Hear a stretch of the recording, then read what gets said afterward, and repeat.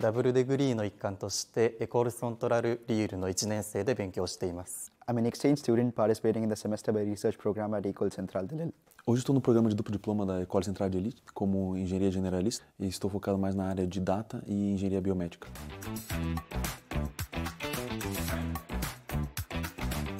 母国語でない言語で他の生徒たちと一緒に課題に取り組んだり、もちろん留学生などもたくさんいますので、いろんなバックグラウンドを持った人たちと一緒に勉強するのは日本ではできないとてもいい経験だと思っています。The opportunity to work on a semester-long project at a research lab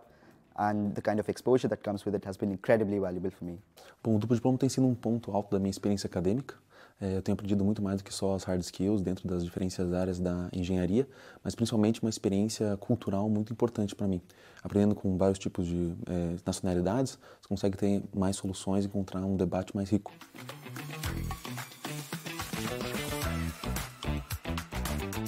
何か一つのことを専門的に勉強するというのではなくて、さまざまなことを勉強しながら広い視野を持って将来のいろんな可能性を考えていけるというところに非常に魅力を感じました。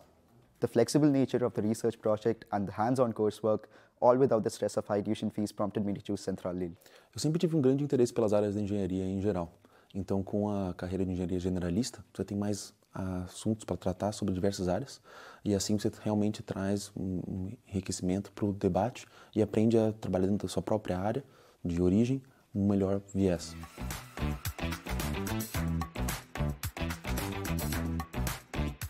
講義だけではなくて実験や演習、それからプロジェクトであったりとかいろんな形式の授業がありますので、